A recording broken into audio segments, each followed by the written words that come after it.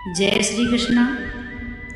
श्री मद्भागवत गीता के अनुसार भगवान श्री कृष्ण कहते हैं, जो व्यक्ति गृहस्थ आश्रम में रहकर अपने माता पिता को त्याग देता है या विवाह के पश्चात अपने माता पिता को दूर कर देता है और अपनी पत्नी के साथ रहता है, माता पिता को अलग कर देता है, वह व्यक्ति नरक का गामी होता है। इसलिए आज का जो युग चल रहा है, आज के समय में एकता देखने को नहीं मिलती है। पहले का जो समय था,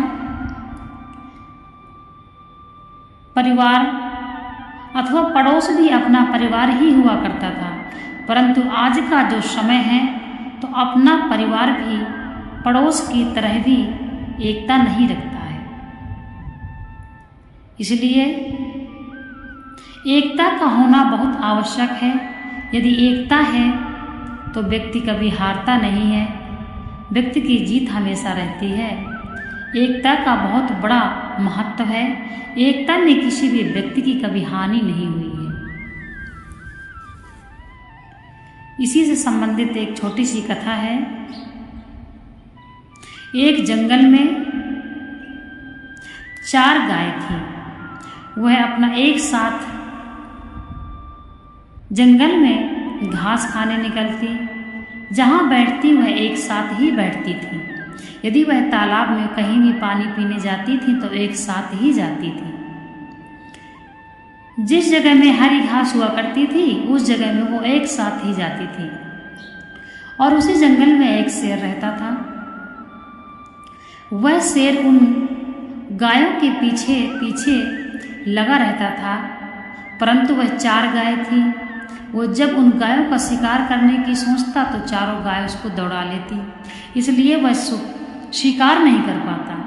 अब वह शेर परेशान हो गया, ऐसा क्या जाल बिछाऊं जिससे यह अलग अलग हो जाए और मैं इनका आसानी से इनको मैं खा सकूं।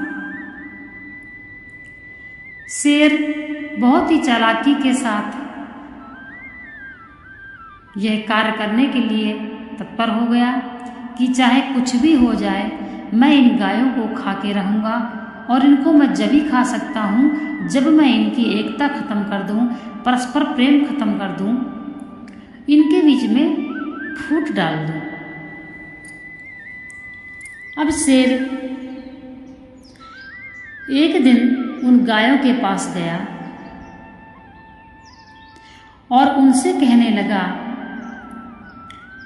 यह इनमें से एक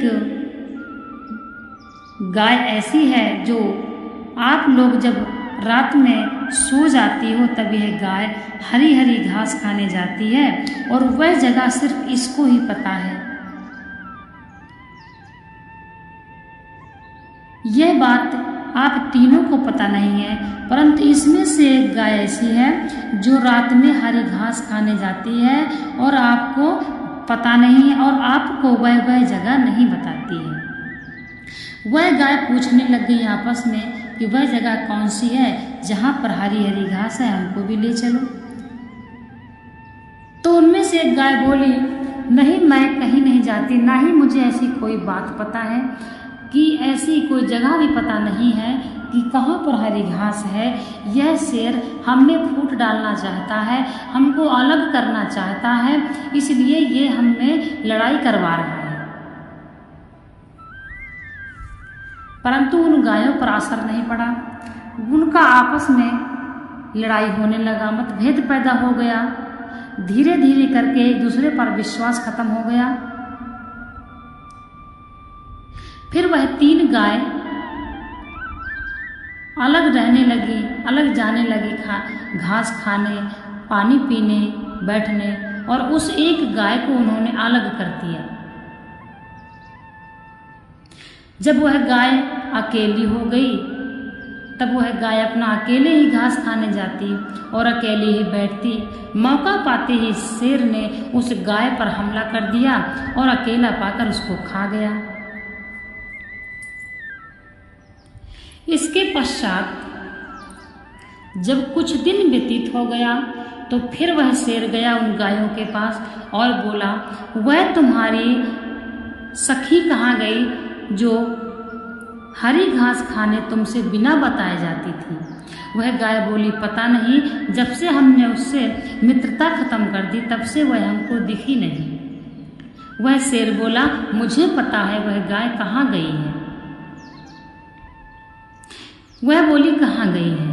बोली, जिस जगह वो बहुत ही हरी हरी घास है और बहुत ही स्वच्छ जल है और इतनी घास है कि वहाँ कभी भी ख़त्म नहीं होती, वह उसी जगह पर चली गई है, आप सबको बिना बताए।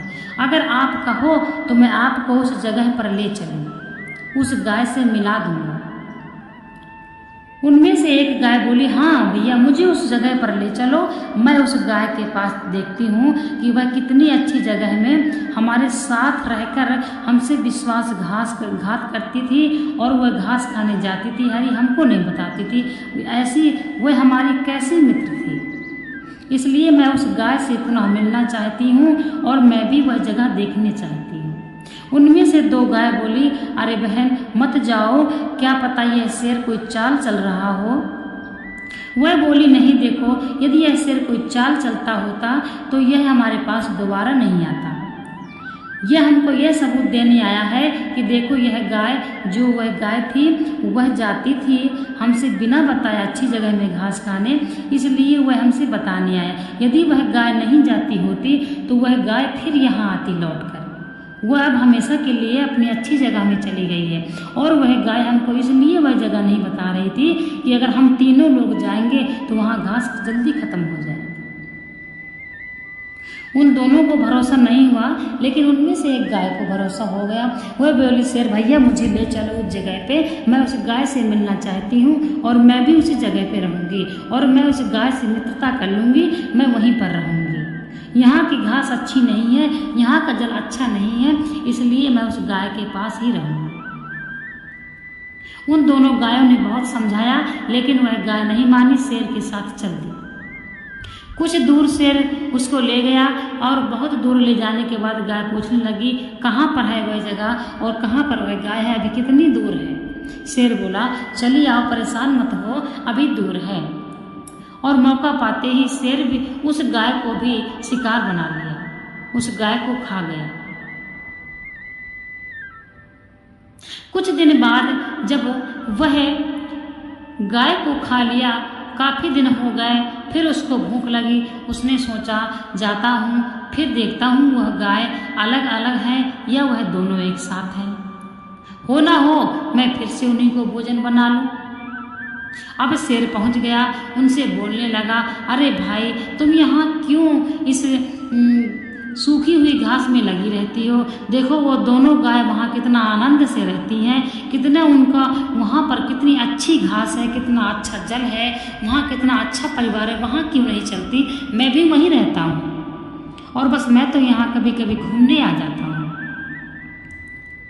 उनमें से एक गाय बोली, हाँ बात तो सही है, यह घास भी स्वादिष्ट नहीं है और ये मैं भी चलूँगी, मुझे भी वहाँ तक पहुँचा दो। यदि वो दो गाय वहाँ पर हैं तो मेरा भी मन नहीं लगता, मैं जाऊँगी।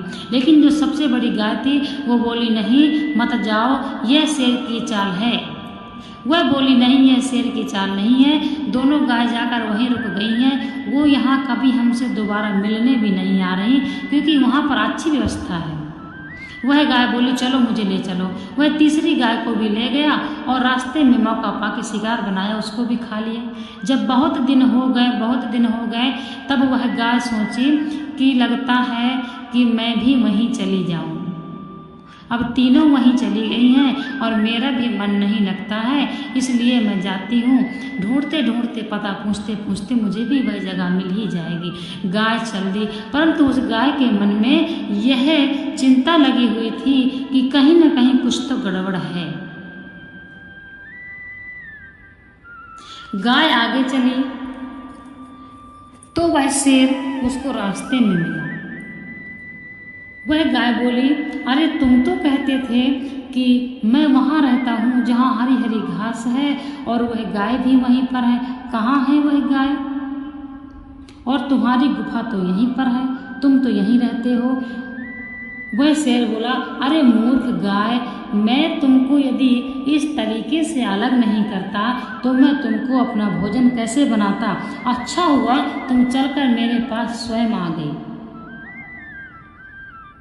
अब मैं तीनों को खा चुका हूं, अब तुम्हारा नंबर है। गाय कहने लगी, अरे दुष्ट, देख हम में ही कमी थी। जब तक हम चारों एक साथ थे तो हमको किसी को नहीं खा पाया, और जैसे ही हम चारों में तूने फूट डाली, हम चारों का तुमने विनाश कर दिया। वह गाय भी उस शेर से नहीं जीती, वह शेर उस गाय को भी खा गया। इस तरीके से इस कहानी के माध्यम से यह समझ में आती, यह कहानी एक उदाहरण है, उदाहरण के तौर पर समझाई जा रही है, काल्पनिक कहानी है। इसमें जो है यह समझ में आता है कि जब एकजुट रहा जाता है तो दुश्मन कभी भारी नहीं पड़ता है, और यदि अलग अलग व्यक्ति रहते हैं, अकेला पाकर कोई भी भारी हो सकता है, परंतु जब एकता रहती है, एक समूह में लोग रहते हैं, उस पावर की बात दूसरी रहती है। इसलिए जो अपना हिंदू धर्म है तो सनातन धर्मियों को भी एक होना चाहिए। यदि आप सब हिंदू धर्म एक अपने धर्म का पालन करेंगे और एकता को समझेंगे, तब धर्म का विरोध करने वाले बिल्कुल भी नहीं टिक सकते हैं और ना ही कोई किसी का बिगाड़ सकता है। इसलिए एकता बहुत जरूरी है, चाहे अपना परिवार हो और चाहे धर्म हो।